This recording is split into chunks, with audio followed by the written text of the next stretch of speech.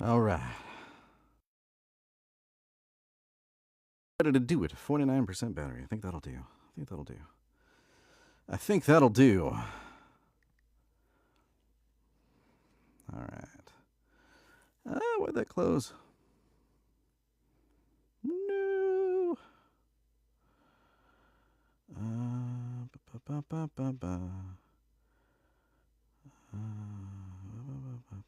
No. Ah. Darn program. Try to open it up and it crashed. Get rid of the prompts. Okay, let me see here. Boop. There we go. Now we're cooking with a petroleum-based product. All right. What is today? Whiskey Wednesday, right? Yeah. What are we doing? Oh, yeah, let me turn that on, too. Speaking of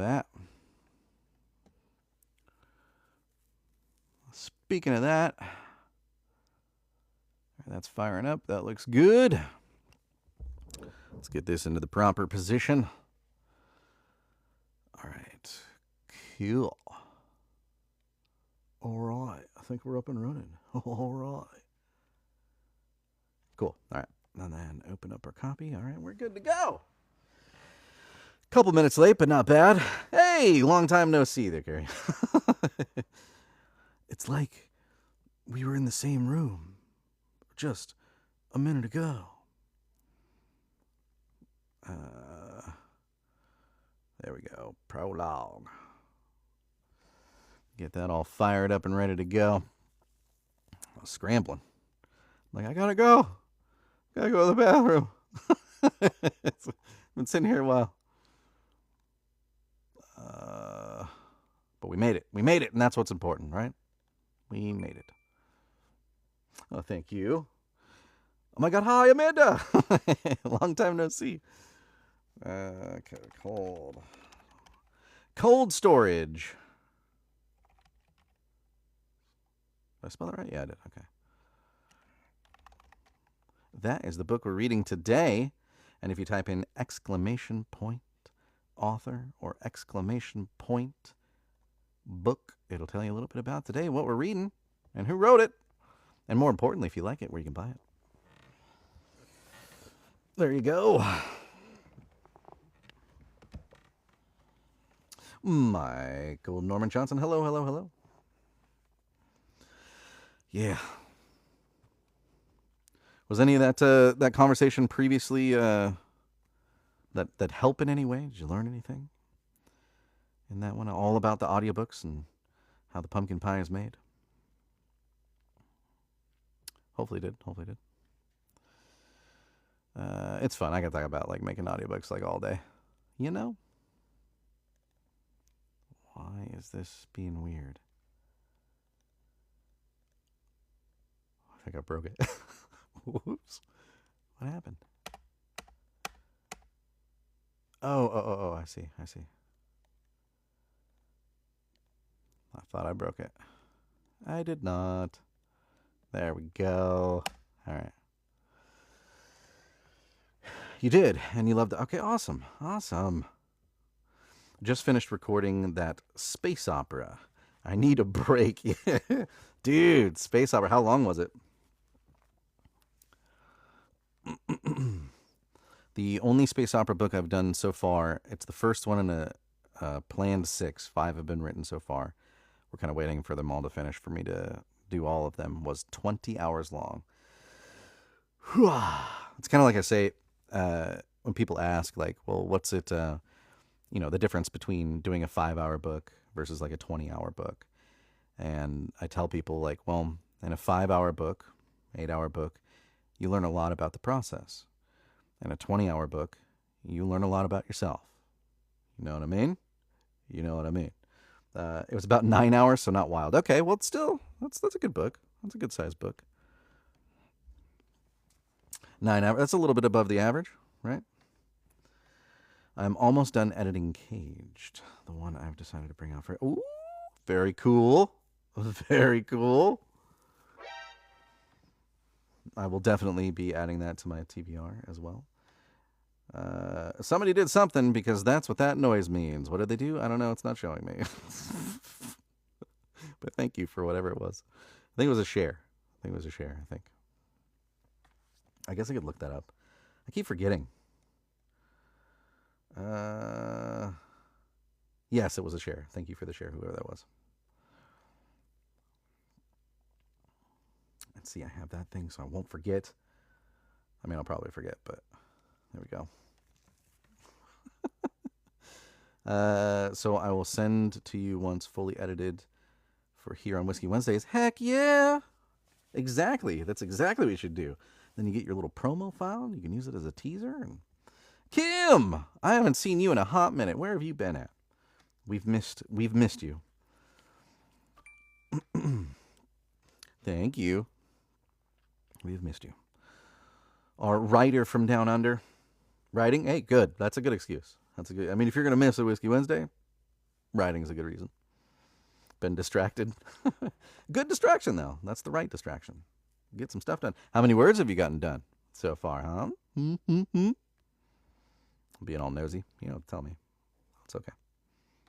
Like, mind your business.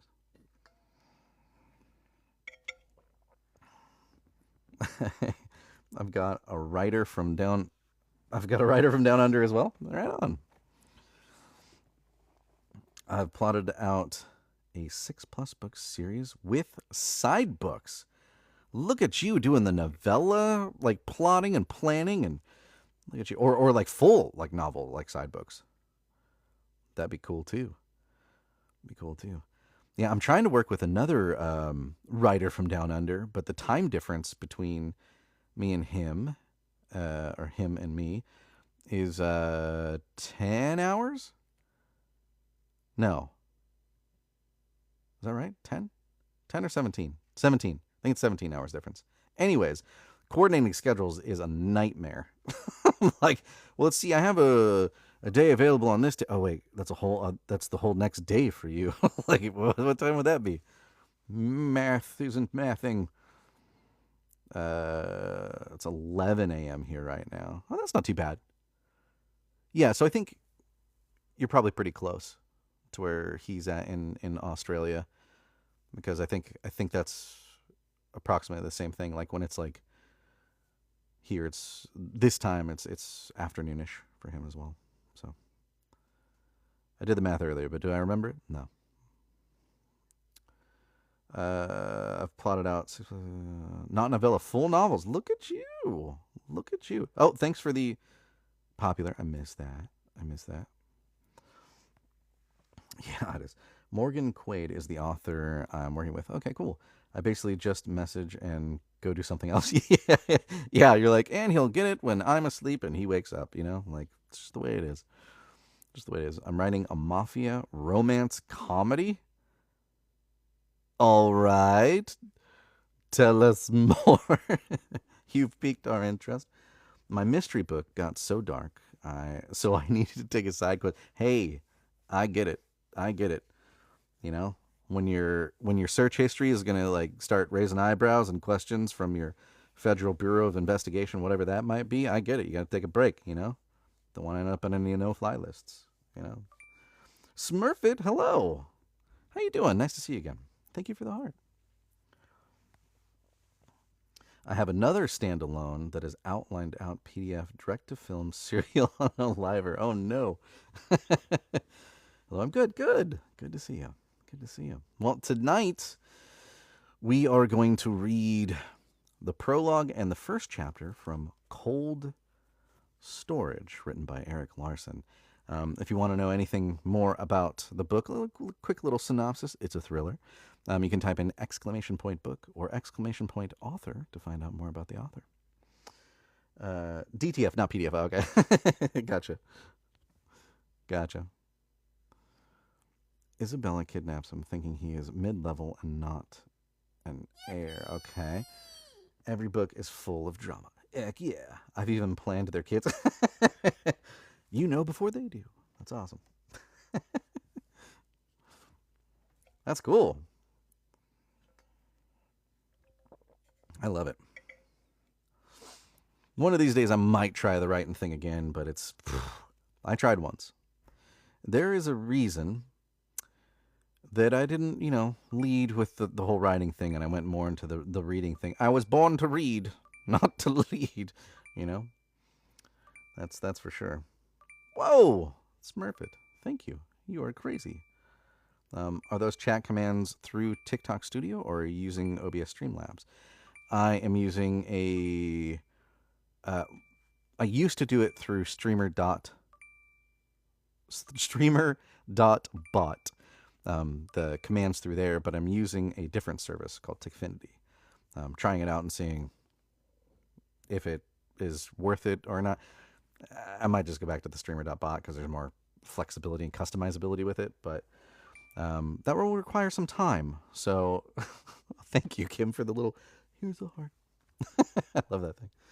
A DTF, oh, no. The DTF is a director whose actors had an accident in set. He chose to use the footage and got obsessed, so made things happen and goes insane. Oh yeah, I'm definitely reading this. That sounds amazing. First chapter is chaos and fun. Heck yeah. Interesting. I may have to check it out. Right. Oh, the streamer.bot thing. Yeah. Or Tickfinity, one or the other. So that's my main thing. Should send you the first 3 chapters. Yes, you should. I will love it. You are correct. You are correct. Yeah, no, I had to put the sounds on the thing because I was missing when people were doing things. I still miss it sometimes, but at least it made a sound so that it might have more chance of actually seeing things when people are doing it, right? Oh, it filtered that out on you, Kim. Oh, it filtered a couple things out.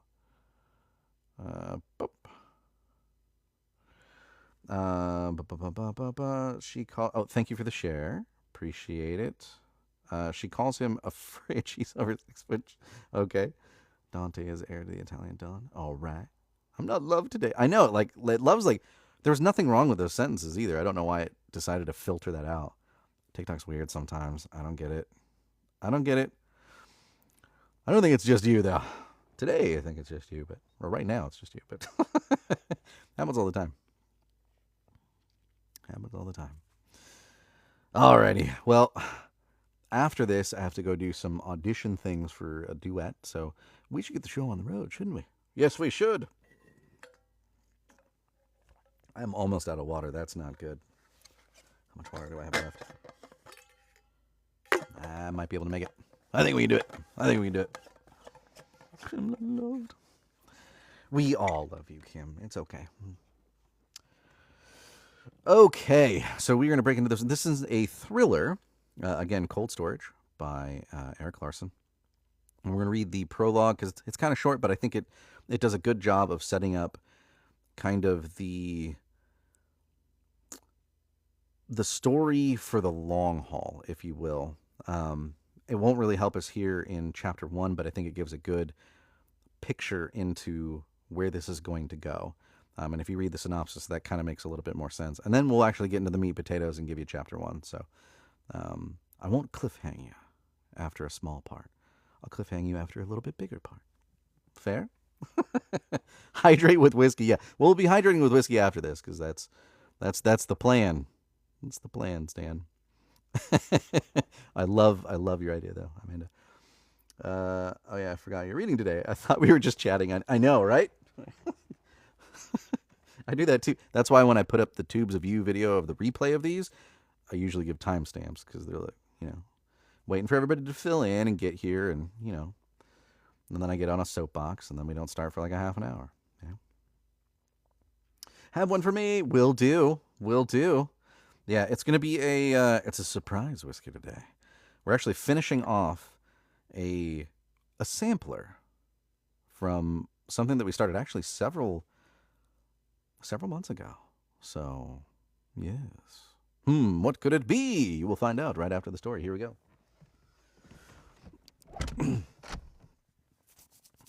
When is your next available Whiskey Wednesday?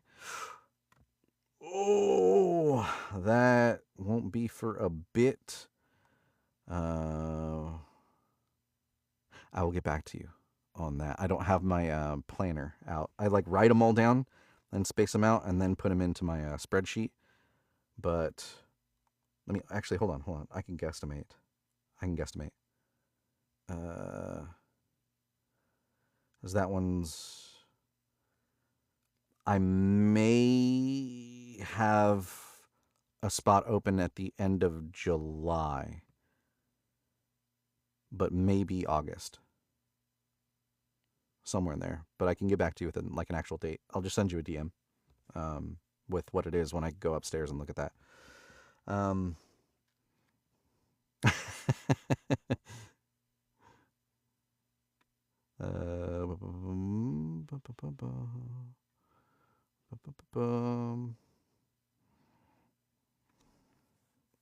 perfect weather. The next is Pencil Me In. Okay, we'll do. I'll just put your name on it. I'll send you the 3 chapters. You read what you want. Okay, sounds good. Are they potential duels? Because I want to do a couple more of those too, if I can work them in. Because the first one was really cool. Yours was actually the first duel that we've done on Whiskey Wednesday. So I want to do way more of those. That was a lot of fun. Do you want a hand-bound book if you do my books? I do book binding. Absolutely. You tell me where to go to buy, and I will buy it. I would love a hand-bound book. I try to get all the ones that I can, like, if the authors do them, if they're in a place to do it, where I can get them, like, to sign it or whatever, so I can keep it on my collection. Amanda is a machine when it comes to writing.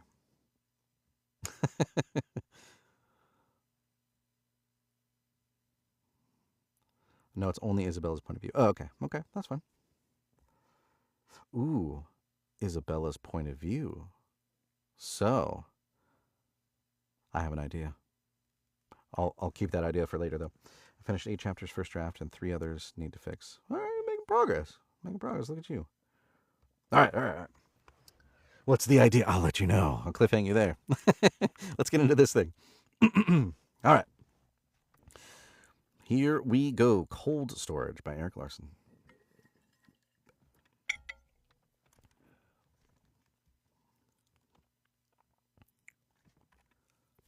Prologue. Mount Athos. For more than 1,000 years, Mount Athos has stood as one of the most secluded and enduring spiritual enclaves on Earth. I said enclave's weird. Secluded and enduring spiritual enclaves on Earth. Yeah, that was weird. Let me do that again. For more than 1,000 years, Mount Athos has stood as one of the most secluded and enduring spiritual enclaves on Earth. A peninsula in northern Greece, it is governed by ancient rules and remains untouched by the pace or noise of the modern world.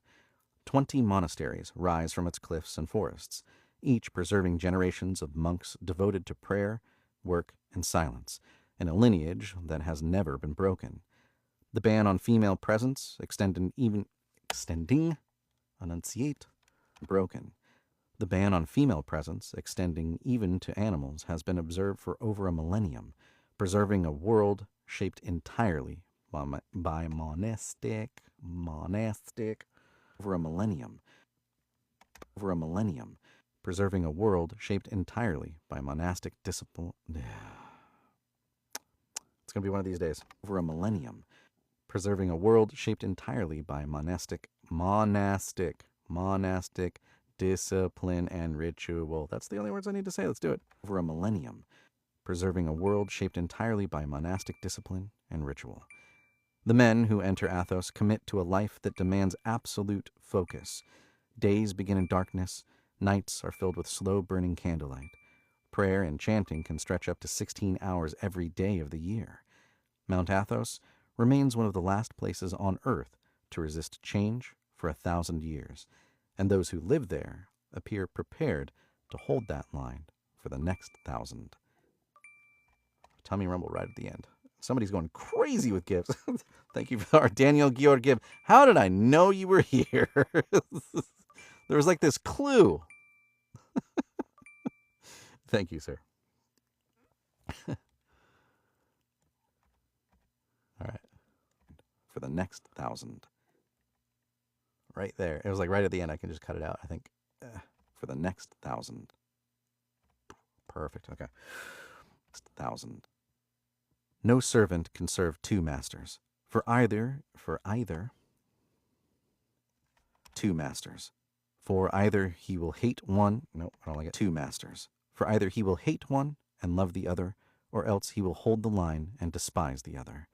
Ye cannot serve God and mammon. Luke chapter 16, verse 13.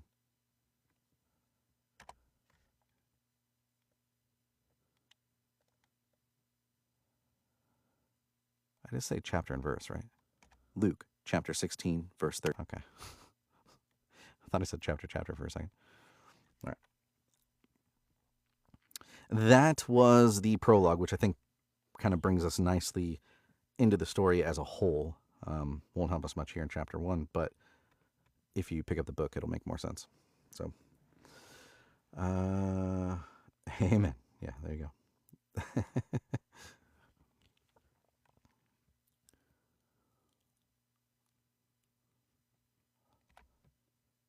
Chapter 1.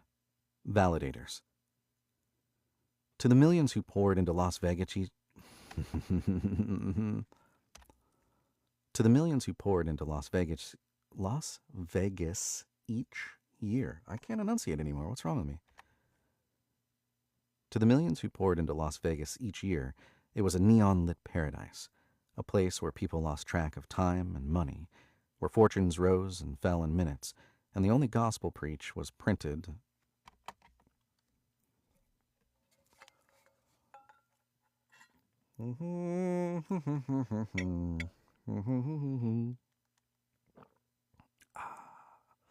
I swear I didn't have the whiskey first.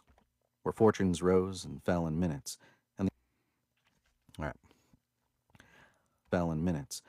the only gospel preached was printed on $100 bills. But Las Vegas had a secret. Beyond the strip, past the glow of marquees and hum of slot machines, were churches, hundreds of them, mosques and synagogues too. Inside its 135 square miles, a small corner of the Mojave Desert, a strong religious presence. Thank you, Cam. I was living myself, so you were living yourself, so you couldn't come on for the time. Yeah, that's fine. You were perfectly fine. You're crazy. It's kind of early there. It's like 5 a.m. or something, right? Inside its 130. Inside its 100. Tummy rumbles. Come on, man. 2. Inside its 135 square miles, a small corner of the Mojave Desert, a strong religious presence quietly thrived. Billy Sullivan had no use for any of them. His congregation gathered at Caesar's palace, under ceilings painted to imitate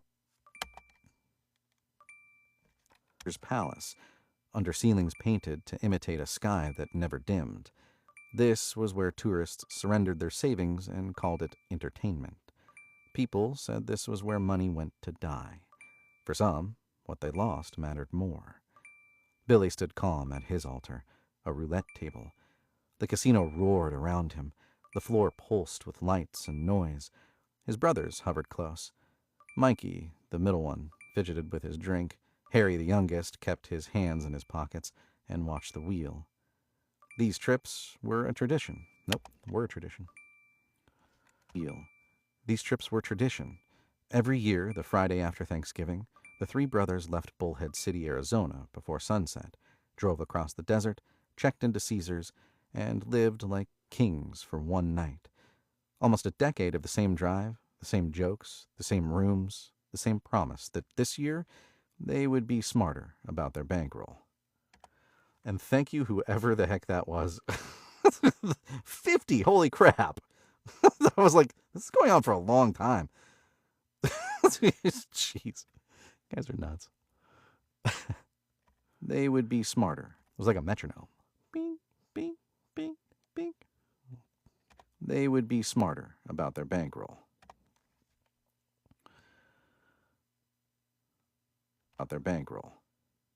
Billy moved through the casino as if he owned it, but something in him ran quieter tonight, a little too still, almost distant.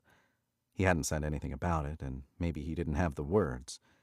Alexandria, called Alex by everyone except Billy and her grandmother, sat just beside him with her legs crossed, a short black dress, a thin gold chain at her collarbone, the one he had given her years ago and she would never take off.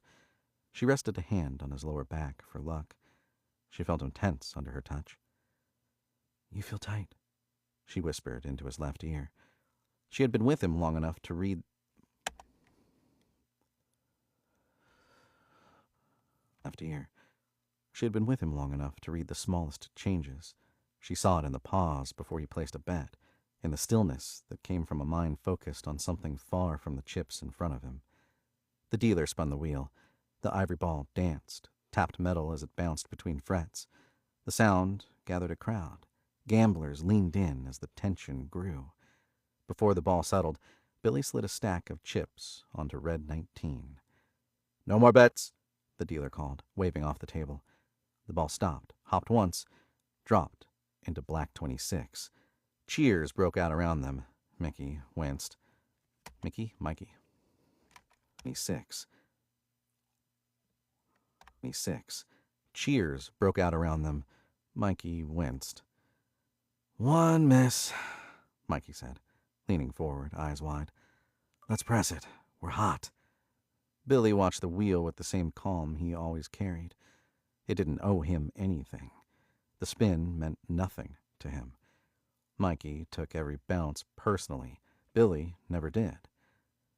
Mikey reached for the chips. "Come on, one more." Billy didn't answer. He stood a little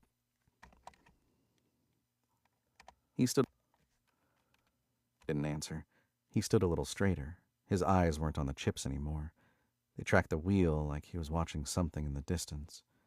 The ball dropped. Someone down the rail shouted. Billy didn't react. Mikey looked at him. "Yo," he said. "You in this?" Billy blinked like he'd been somewhere else for half a second. "Yeah." Mikey studied him a bit longer. "Okay," he mumbled, sliding his chips forward anyway. "Then let's go." Billy rested his hand lightly on Mikey's forearm before the dealer called bets. Mikey looked down at it. Billy shook his head once. Mikey pulled his chips back without arguing. The wheel spun again. Billy slipped an arm around Mikey's neck and pulled him close until their foreheads nearly touched. "Easy, Double D. You don't have to chase the next spin." "Nope." "Easy." They touched. "Easy, Double D. You don't chase the next spin." The nickname had struck earlier. That's not what it says. Spin. The nickname had struck years earlier. Nope. Spin. The nickname had struck years earlier. Double Down. Mikey had earned it by never waiting for a clean setup. Oh, I jumped the gun a little bit, I think, here, too. Let me see. Hold on. The nickname had struck years. Nope, I got it.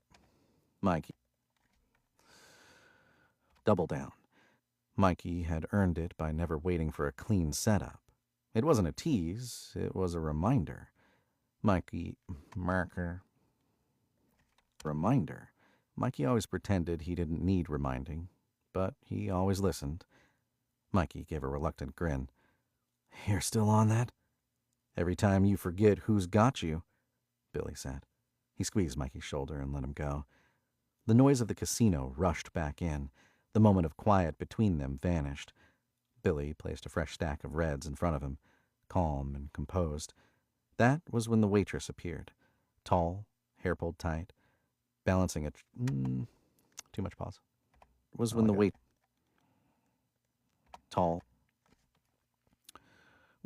appeared. Tall, hair pulled tight, balancing a tray of champagne flutes.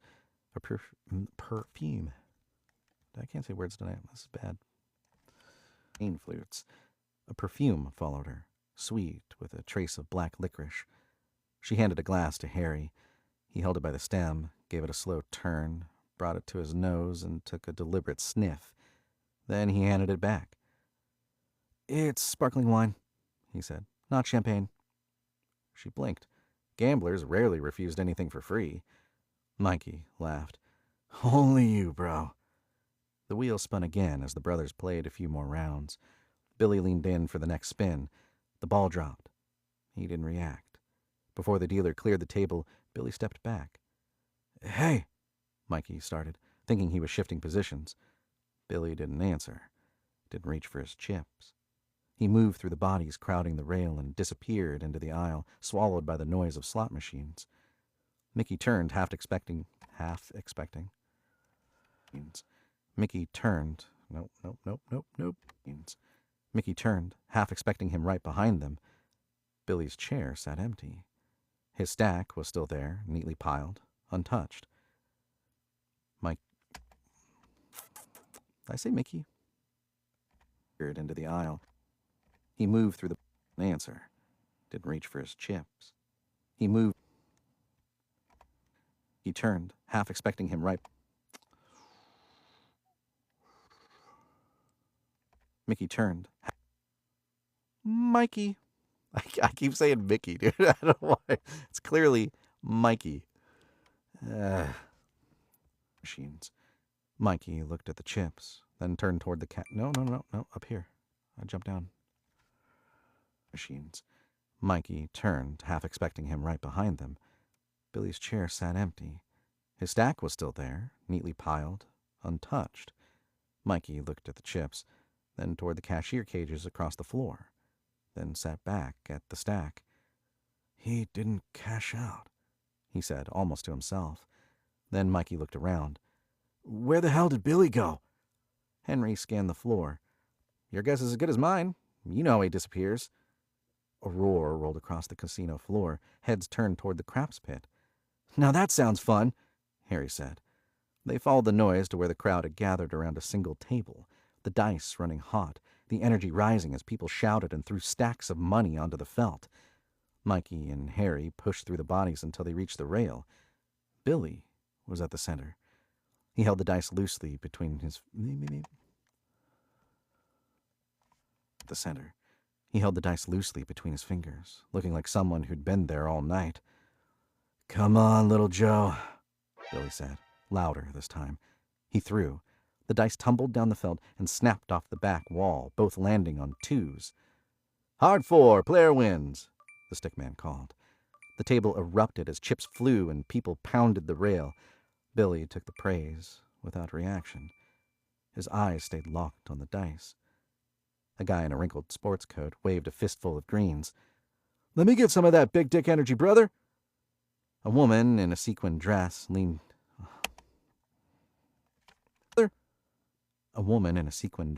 in close.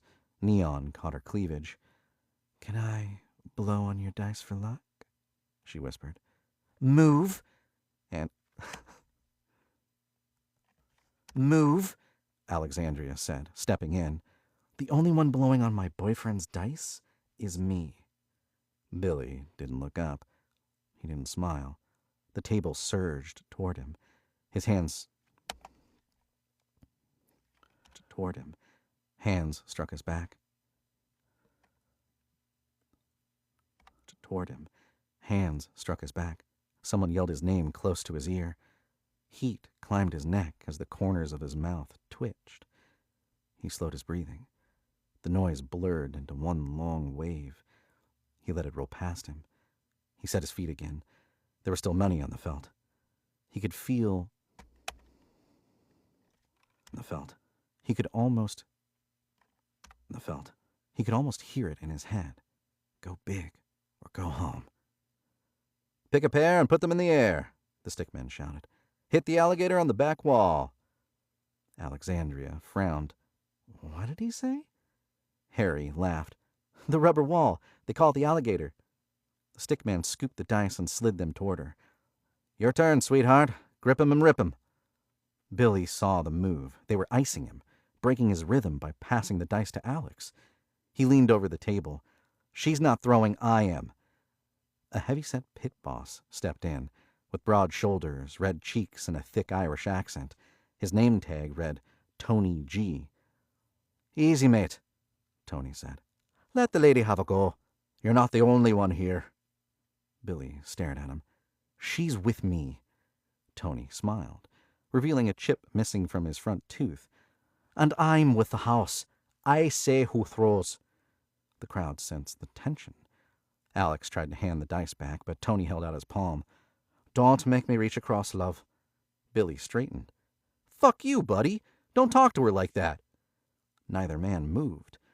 The stickman cleared his throat. Gentlemen? Billy broke first. He grabbed the dice and fired them hard, slamming them off the back wall. He turned to Mikey. Grab the chips. We're out of here.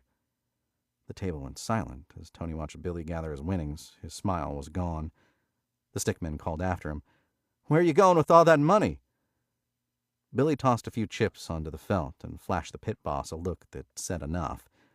Tony mumbled. Christ. Tony mumbled. Christ. And signaled the next shooter. Fuck him, Mickey said. Let's get out of here. Mickey, fuck Mikey, dude. I keep doing it. Fuck him. Mickey. Fuck him, Mikey said. Let's get out of here. Nope. Fuck him, Mikey said. Let's get out of here. They shoved through the crowd and toward the doors. Alex paused at the 15-foot statue of Augustus in the lobby. She always paused there. Something about it. Come on, Alexandria, Billy said, nudging her along.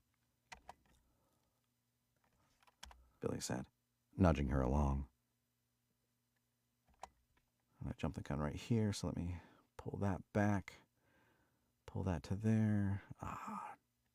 Borked it right there. And pull that back, Billy said, nudging her along. That needs to be a little closer. Try that, Billy said, nudging her along. That's too close, Billy said, nudging her along. There we go. And done. Done.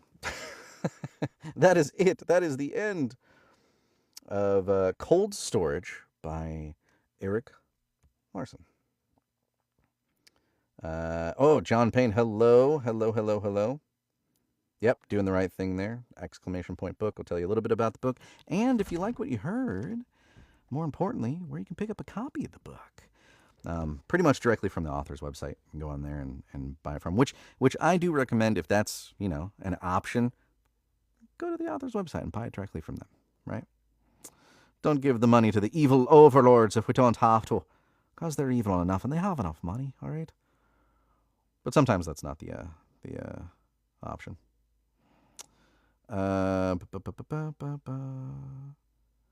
Is she over what? Oh yeah, it might be on the 18+ setting. So some people don't have like their account set to it, so it denies them. I've had to do that because like I was doing the duet narration. No, you were in the duet narrations the other day, so it should work. Hopefully they were able to get in. But already, wow, I know, it's over so quickly. We just got into the story. This is going to go some wild places. So if you look at the synopsis on this one, you can kind of tell some stuff's about to kick off, and we're like right at we're setting it up. We're almost right there. So, oh no, it's already over. It is already over. Oh no, that's why I'm going to give you 3 chapters for fun. So it's not gonna. So it will cliffhang you more, or it will cliffhang you less.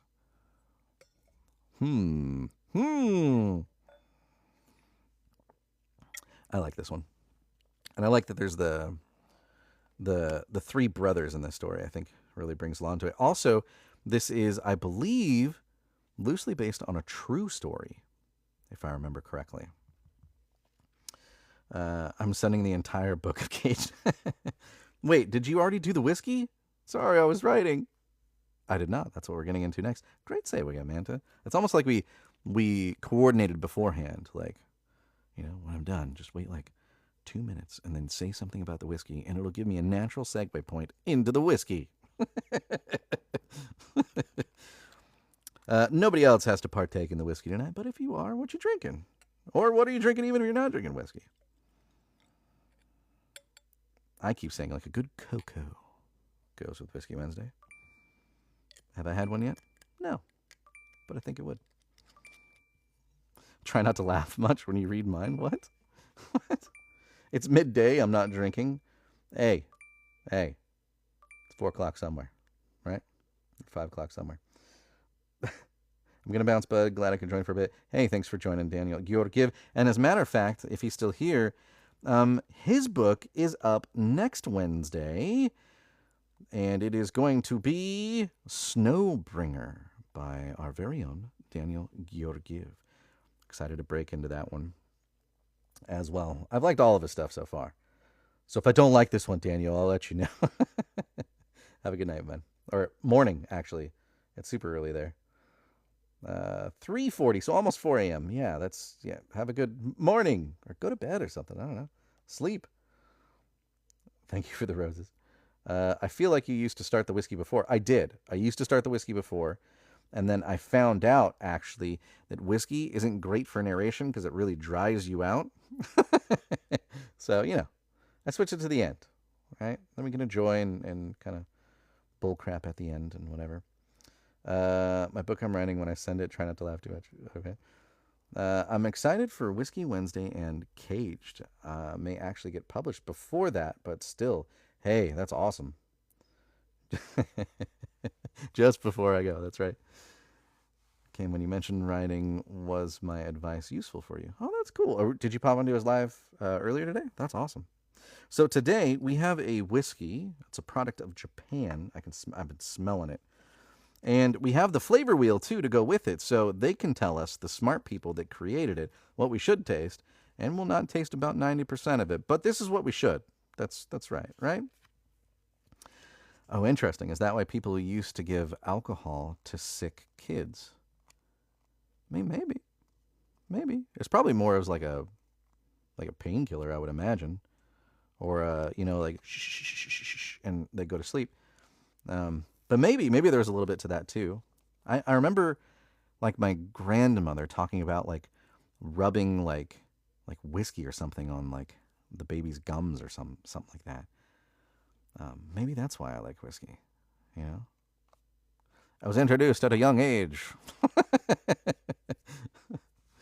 That sounds like a terrible idea, though.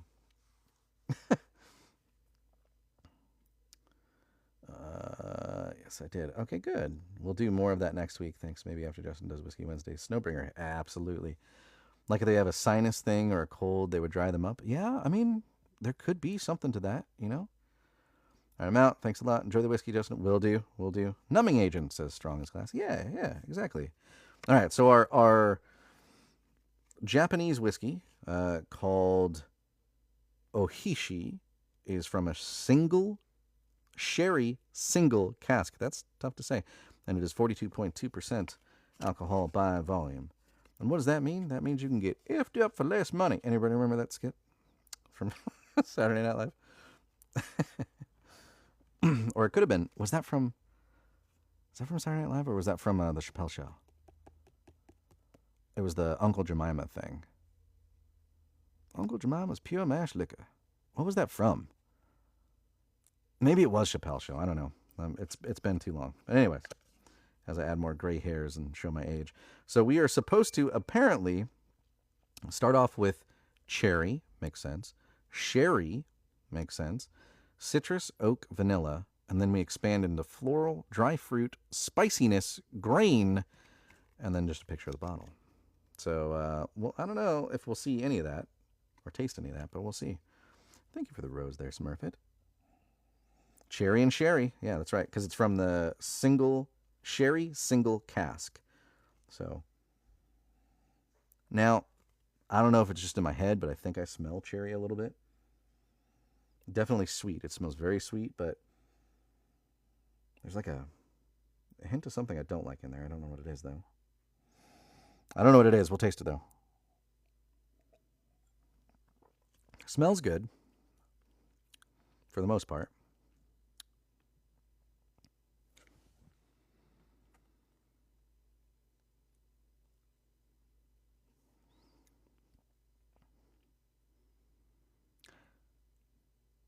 That's interesting.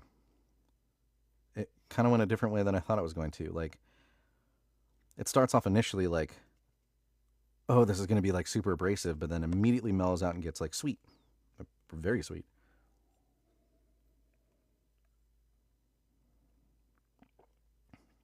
Yeah, that's weird.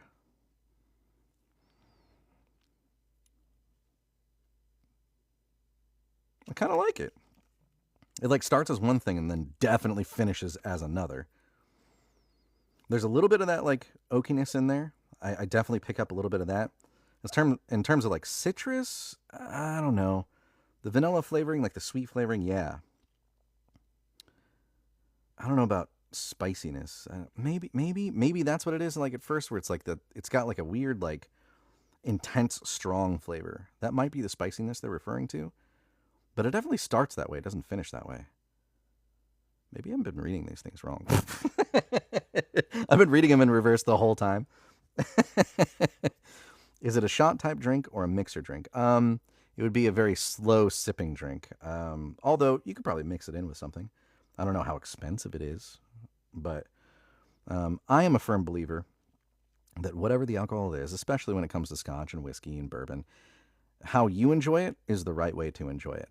So for any of those snobby people that are like, yeah, you can't add water to it, that dilutes it. You put it on the rocks, that defeats the. It has to be neat. Like, take a hike. I enjoy it how I enjoy it.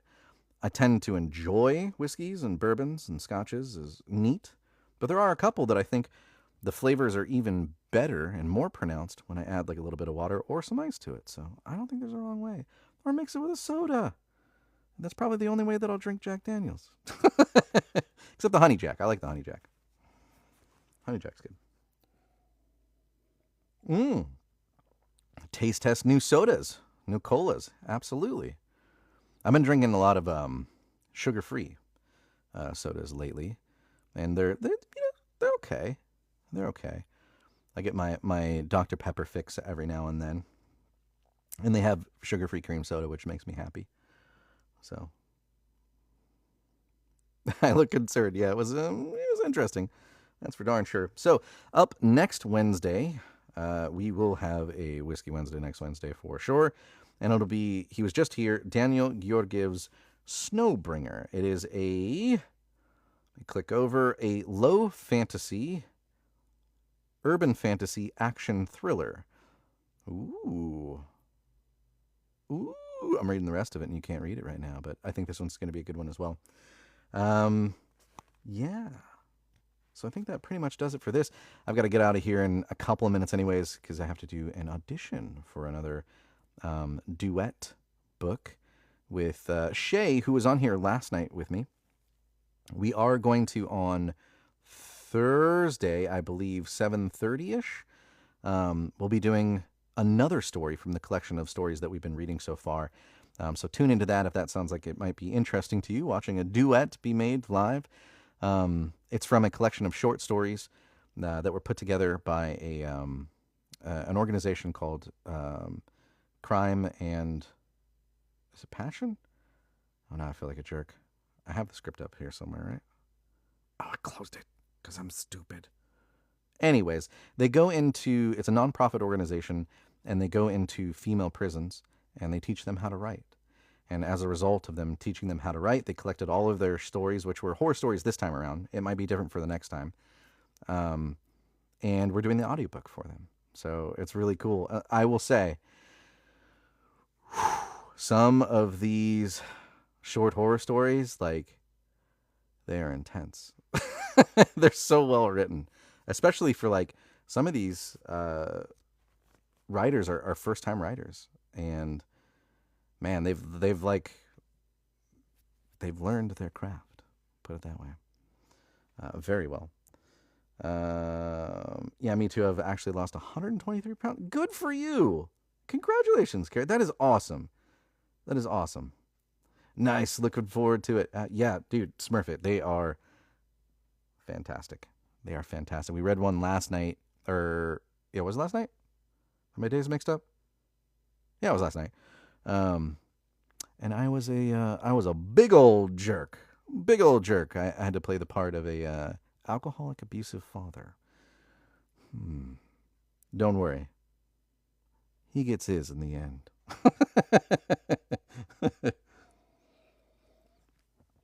Those ones though, that reminded me. I'm like, yeah, we should probably like put up like trigger warnings on it, because there's somebody that dropped into the stream and I felt friggin' terrible. Right after I got like done doing those lines, and it kind of revealed what was going to happen, which was something not great. There was a person there was like, that was really good. That's kind of giving me flashbacks real good. And then like kind of left shortly thereafter. I'm like, oh man, should have put some trigger warnings up. So mental note, my apologies. Trigger warnings for the next ones. Didn't think about it, but yeah, it's pretty intense. Oh, hey, the AI summary almost got it right. A whiskey tasting session discussing the flavors of a Japanese single cask. I mean, that it's getting more accurate. It's getting more accurate. Nice, looking forward. Is that what you were reading yesterday? Yes, that's what we were reading yesterday. The duet thing between Shay and myself. Your work is awesome. Oh, thank you, Born Virgo. I appreciate that. He went too peacefully. Yep. Okay. Yes, you stayed to the end. I think so too. Me personally, I would have liked to seen him see a little bit more agonizing. You know what I mean? Oh, that makes me sound like a terrible person, but you know what I mean, right? Like, you can't just go like that, right? But that's what I'm saying. Like, that's what I'm saying about like some of those stories. Like, they're written by these female prisoners, and some of them feel like there's a little bit of truth behind some of them, right? Like, some of them get kind of intense in that way, and you're like, oh man, I hope this is like, please say it's make believe, like 100%. But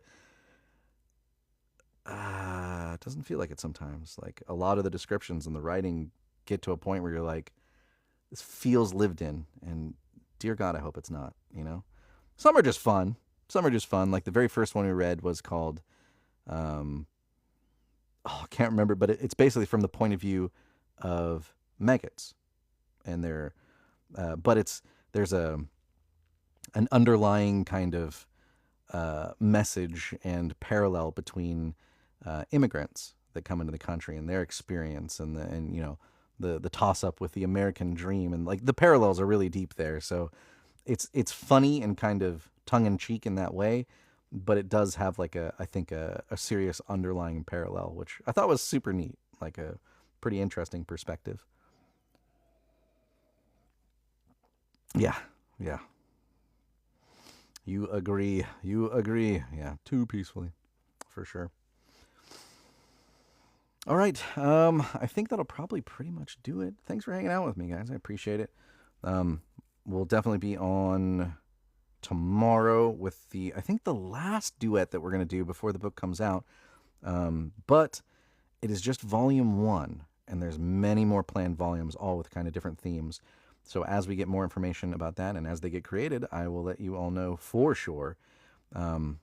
But if I don't see you all tomorrow, definitely next Wednesday, I'll be back on with another Whiskey Wednesday with Daniel Georgiev's story. So one last time, if you type in !book, you can figure out where to get that bad mamber jamber if you want to pick it up now, because you have to know how it ends. I mean, I want to know how it ends, but I might have the whole book.